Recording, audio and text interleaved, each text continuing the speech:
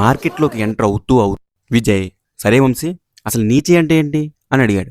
అప్పుడు వంశీ మార్కెట్ వైపు చూపిస్తూ, ఈ మార్కెట్ ఒక యూట్యూబ్ ప్లాట్ఫామ్ అనుకుంటే, ఈ మార్కెట్లో ఉన్న ఒక్కొక్క షాప్ ఒక్కొక్క యూట్యూబ్ ఛానల్ లాగా. ఈ మార్కెట్లో ఏదో ఒక్క వస్తువు మాత్రమే దొరకదు, మనకు కావాల్సినవన్నీ దొరుకుతాయి. అలాగే ఈ మార్కెట్లో ఒక్క షాప్ కూడా ఖాళీగా లేదు.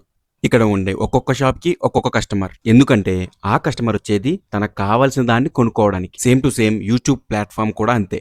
యూట్యూబ్లో ఉండే కంటెంట్ ఈ మార్కెట్లో ఉండే వస్తువుల్లా అన్నమాట. కానీ మనం ఈ మార్కెట్లో ప్రొడక్ట్ లేదా వస్తువు అంటున్నాం, అది మన యూట్యూబ్లో నీచే అంటాం. అప్పుడు విజయ్ మనం ఒక నీచే మాత్రం సెలెక్ట్ చేసుకుని దాని మీద వీడియోస్ ఎందుకు పెట్టాలని అన్నాడు. అప్పుడు వంశీ యూట్యూబ్ నీచే అనేది నీ channel main topic and theme of your YouTube channel. For example kirana store ఉంది, అందులో మనకు కావాల్సిన డైలీ నీడ్స్ అని అమ్ముతారు. పక్కనే మెడికల్ షాప్ ఉంది, అందులో మనకు కావాల్సిన మెడికల్ ట్యాబ్లెట్స్ అని అమ్ముతారు. కస్టమర్స్ వాళ్ళ నీడ్స్ బట్టి డిఫరెంట్ స్టోర్స్కి వెళ్తారు.